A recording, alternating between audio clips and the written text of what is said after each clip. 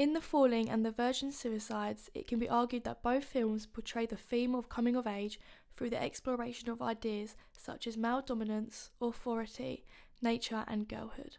Both Morley and Coppola use these themes to portray girlhood on a more intricate level, exploring what it means to be a coming-of-age female teenager in two distinctive settings. Influenced by Sofia Coppola's The Virgin Suicides, Carol Morley's The Falling incorporates an aesthetic exploration of growing up. Like Coppola's, Morley's film is on the subject of growing up, morality, and girlhood. Coming of age is one of the main themes.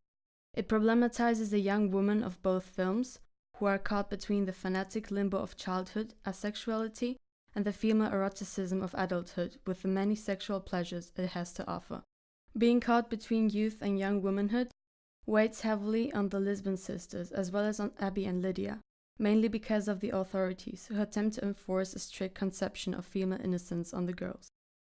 For instance, in The Falling, teachers disapprove love bites and men are being referred to as devils.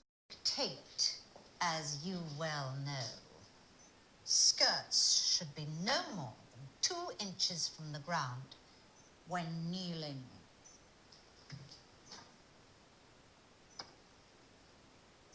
Likewise, in The Virgin Suicides, the Lisbon sisters are being restricted to express any sexual expression, and they are sheltered from the outside world.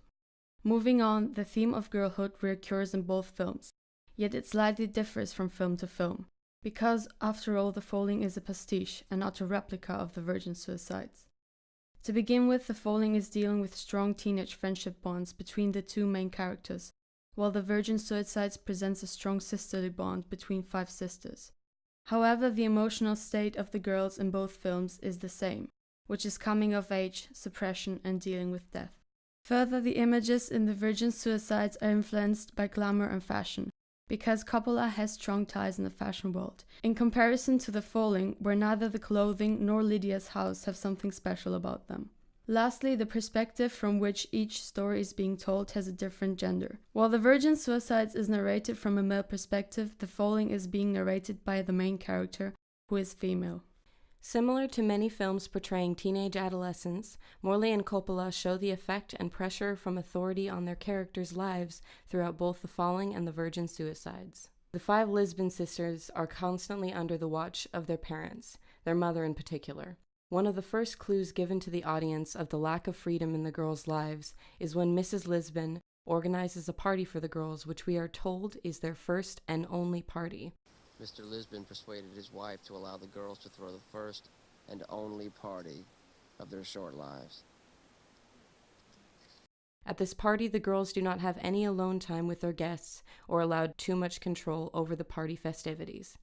After the death of Cecilia, the girls lose even more of their freedom as their mother begins to control every aspect of their lives. The control and isolation of the girls builds from small things like controlling who the girls can talk to. Lisbon, I'm Lydia Pearl. I'm doing a piece for Channel 2 and... You have to leave now, Miss Pearl. To deciding what they can wear to the dance, to completely taking them out of school and making Lux destroy her records. With their father and other teachers at their school and their mother watching them at home, the Lisbon girls have absolutely no privacy or freedom to live their lives.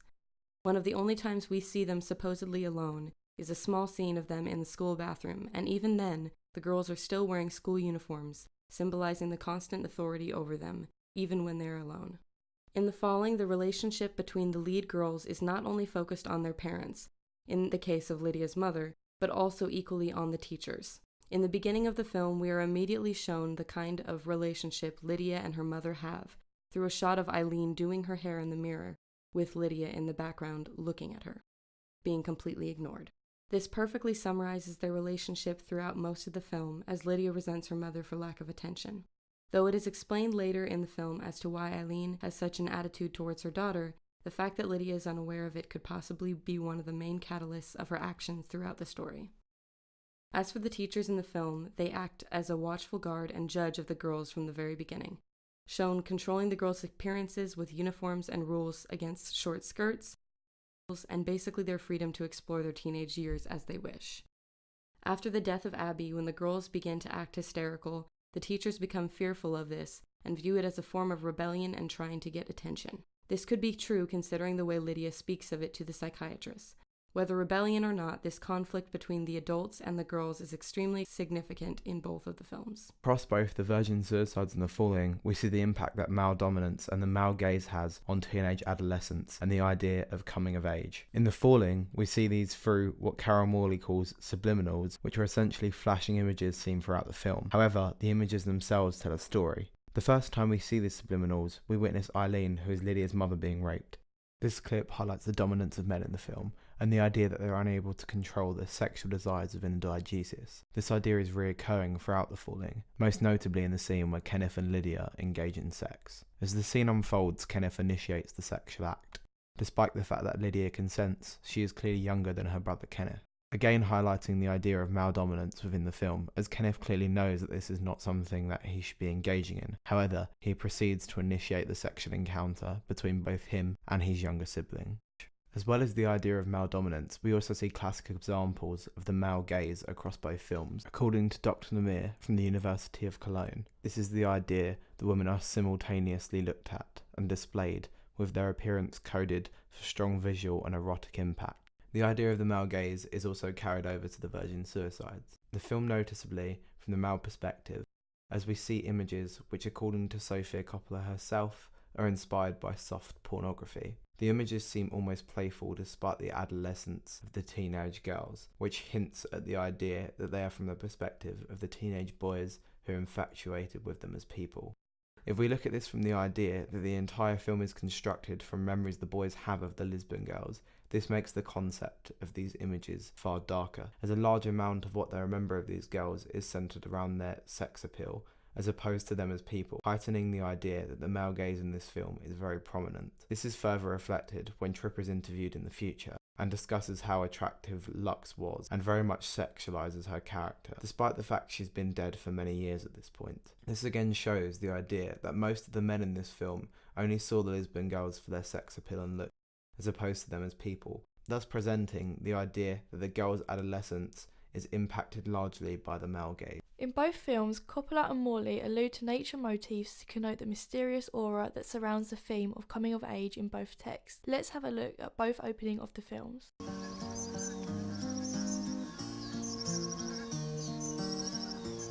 She seems to linger long, my love, as if spelled by a song, my love.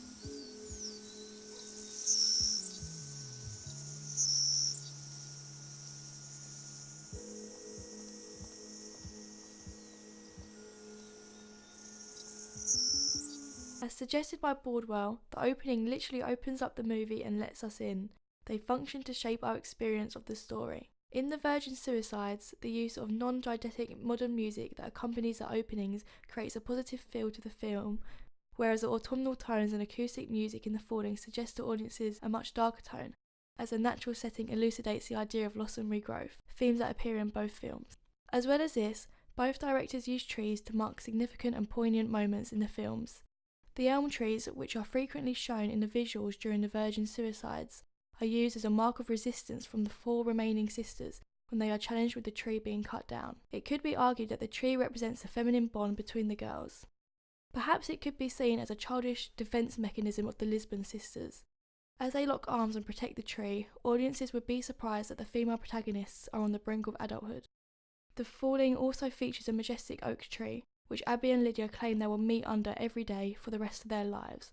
A childish action, just like that of the Lisbons. As the girls stare up at the oak tree, they wonder what it has seen, what secrets are covered at the root of the tree, suggesting that the trees and the nature that surrounds them act as an ominous yet wise figure. At the end of The Virgin Suicides, it becomes apparent that everything has changed. With all 5 sisters dead, the parents move away, and Coppola uses the imagery of nature to show the consequences. The elm tree that the girls once scarcely protected is eventually cut down. This shows the inevitability of decay that the Lisbon sisters once so desperately tried to stop. Near the end of The Falling, Morley adapts a different approach to connote Lydia's connection with the tree after Abby's passing. Morley reveals how the purpose of nature changes over the course of the narrative. The tree that once represented a sweet and meaningful connection for Abby and Lydia now becomes a place of psychotic rage, so Abby begins to show tendencies possibly linked to suicide, like the Lisbon sisters. In both these films, it is evident that the coming of age of the protagonists has extremely heightened effects and consequences.